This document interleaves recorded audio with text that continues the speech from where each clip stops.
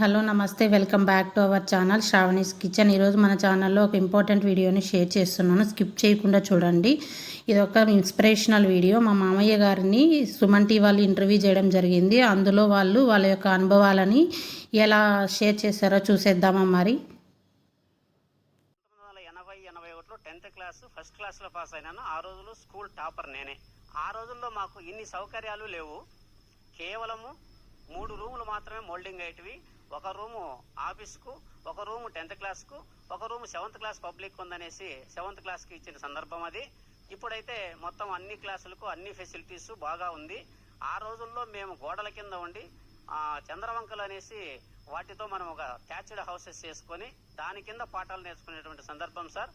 నేను మా గురువు వరదాచార్య సార్ గారిని ఆదర్శంగా తీసుకొని నేను ఎప్పుడైనా కానీ మ్యాథ్స్ టీచర్ కావాలని సంకల్పంతో నేను కృషి చేసినాను. అదే రీతిలో నేను చదివినాను. మ్యాథ్స్ టీచర్ కావాలంటే ఏం చేయాలనేటటువంటి మా గురువు గారు నాకు వెన్నుదట్టి, నువ్వు ఎంపీసీ తీసుకుంటేనే మ్యాథ్స్ టీచర్ కాగలవరా అని నాకు ఒక సలహా ఇవ్వడంతో నేను ఎంపీసీ తీసుకొని అక్కడి నుండి బీఎస్సీ పాస్ అయ్యి బీఈడీ చేసి మ్యాథ్స్ టీచర్గా నేను పనిచేయడం జరిగింది సార్. అదంతా కేవలం మా గురువు గారు అయినటువంటి వరదాచార్య సారు, మా తెలుగు పండితుడు శ్రీ లక్ష్మణ్ రెడ్డి సార్ గారి వెన్నుదన్నుతోనే నేను ఈ స్థాయికి రాగలిగినాను.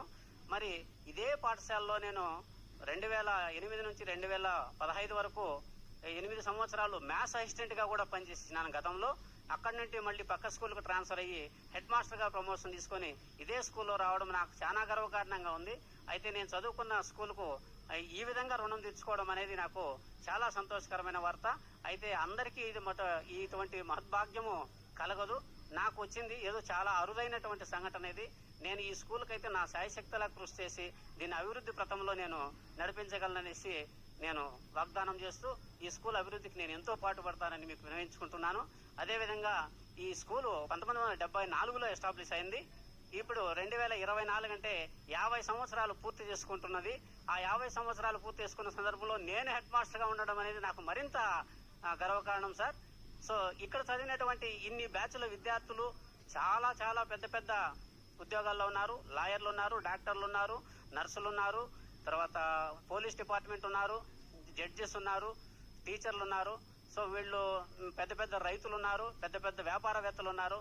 వీళ్ళందరూ గనక సహకరిసి అందరూ విద్యార్థులు వస్తే ఈ 50 సంవత్సరాల ఉత్సవాలను ఘనంగా నిర్వహించాలనేది నా చిరు కోరిక సార్. దానికి వాళ్ళకు సహకరించాలని కోరుకుంటున్నాను సార్. నేను ఇదే పాఠశాలలో 91, 92 10th క్లాసు. మాకు కూడా ఇదే తరగతి గది అనేది 10వ తరగతికి ఎవరికి కూడా ఆఫీస్ రూమ్ పక్కనే ఉండాలని ఇదే తరగతి గది. మేము ఫస్ట్ లైన్లో కూర్చుండేవాళ్ళము. మేము చదివేటప్పుడు మా తరగతిలో దాదాపు 131 మంది ఉండేవాళ్ళు. తరగతి గది సరిపోయేది కాదు. ఎవరైనా లేటుగా వచ్చినారంటే పాఠాలు వినాలంటే కిటికీలో నుంచి లేకంటే అక్కడ ద్వారంలో కూర్చొని వినేవాళ్ళు. ఇప్పుడైతే క్లాస్కు 40 మందే ఉన్నారు. మేము చదివేటప్పుడు 131 మంది. మాకు 131 మందిలో కూడా పాస్ అయిన వాళ్ళు కూడా 10th క్లాసు 29 మంది పాస్ అయినారు. 3 మాత్రమే ప్రథమ శ్రేణిలో పాస్ అయినారు. మిగతా వాళ్ళు 11 మంది ద్వితీయ శ్రేణిలో, మిగతా వాళ్ళు తృతీయ శ్రేణిలో పాస్ అయినారు. అప్పుడు నేను స్కూలు 3rd ప్లేస్ మాది. ఫస్ట్ క్లాస్లో 3 పాస్ అయితే మొదటి ప్లేస్ లక్ష్మీకాంత్ రెడ్డి, 2వ ప్లేస్ కిషోర్, 3rd ప్లేస్ నేను.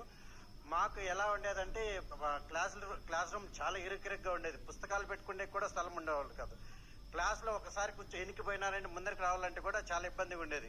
టీచర్ ముందర నుంచి ఎనికిపోవాలంటే కూడా ఇబ్బందిగా ఉండేది. ఏదైనా పరిశీలించాలంటే టీచర్ ఎనికిపోవాలంటే కూడా టీచర్ నడిచే కూడా స్థలం ఉండేది కాదు. అలా ఉండేది క్లాస్ రూమ్. అలా ఇప్పుడైతే చాలా విశాలంగా పిల్లలకు బెంచీలు ఉన్నాయి, చాలా సౌకర్యాలు ఉన్నాయి, ఫ్యాన్లు ఉన్నాయి, విద్యుత్ సౌకర్యం కూడా ఉండేది కాదు మాకైతే అప్పుడు. సో ఎంతో మందికి అంటే ఈ ములకల చెరువు చుట్టుపక్కల ప్రాంతంలో ఎంతో మందికి విద్యా బోధనలు అందించి ఎంతో మంది ఉపాధ్యాయులకు కానివ్వండి, అదేవిధంగా ఎంప్లాయీస్ కానివ్వండి, ప్రత్యేక ఆదర్శంగా నిలిచినటువంటి గురువు ఎవరైతే ఉన్నారో వరదాచార్యులు సార్ మనతో పాటు ఉన్నారు. వారిని అడిగి ఇక గురు శిష్యుల మధ్య అనుబంధం ఎలా ఉంది అనేటువంటి అంశాలను కూడా మనం తెలుసుకున్నటువంటి ప్రయత్నం అయితే చేద్దాం. చెప్పండి సార్, ఆ రోజుల్లో ఎలా ఉండేది సార్ మీ అనుబంధం ఎలా ఉండేది?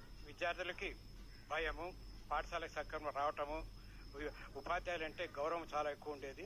దాంతో వాళ్ళకి ఎక్కువ ఇంట్రెస్ట్ ఉండి చదువుకోవాలనే ఉద్దేశంతో పాఠశాలకు వచ్చారు కాబట్టి వాళ్ళ అనుగుణంగా వాళ్ళకి కావాల్సినటువంటి సలహాలు ఇవ్వటం కానీ, వాళ్ళ డౌట్స్ క్లారిఫై చేయడం కానీ చేయడం జరిగి వాళ్ళు మంచి అభివృద్ధి రావడానికి ఆస్కారం ఏర్పడింది. సో వీడియో చూశారు కదా, వాళ్ళు ఎలా మాట్లాడారు, వాళ్ళ ఇన్స్పిరేషన్ ఎలా ఉందో చూశారు కదా. సో మా బాబుకు కూడా నేను అక్షరాభ్యాసం అనేది మా మామయ్య గారితోనే చేపించడం జరిగింది. ఎందుకంటే మా మామయ్య లాగా గొప్పగా వాడు ఎదగాలనే ఉద్దేశంతో నేను మామయ్య మొదటి గురువు కావాలని ఈ వీడియో చేయడం జరిగింది. సో మా మామయ్య గారితోనే అక్షరాభ్యాసం నా బాబుకి చేయించాను అనమాట. సో మరిన్ని వీడియోస్ ఇలాంటివి కావాలంటే ఛానల్ని లైక్ చేయండి, షేర్ చేయండి, కమెంట్ చేయండి, సబ్స్క్రైబ్ చేసుకోండి. సో మనం కూడా వాళ్ళలాగా ఇన్స్పిరేషన్ తీసుకొని ఏదైనా ఒక పని చేసేటప్పుడు వాళ్ళని చూసుకొని ఇన్స్పైర్ అవుతారన్న ఉద్దేశంతో ఈ వీడియో పెట్టడం జరిగింది. సో మీకు ఈ వీడియో నచ్చుతుందని అనుకుంటున్నాను. ఎందుకంటే వాళ్ళు ఏ స్టేజ్ నుంచి ఏ స్టేజ్కి ఎదిగారనేది మనం క్లియర్గా చూస్తున్నాం కదా. సో మనం కూడా ఒక పని చేసేటప్పుడు వాళ్ళని ఇన్స్పిరేషన్ తీసుకొని మనం మీరందరూ చూస్తారనే ఉద్దేశంతో, మీ పిల్లలకు కూడా చూపిస్తారనే ఉద్దేశంతో వీడియో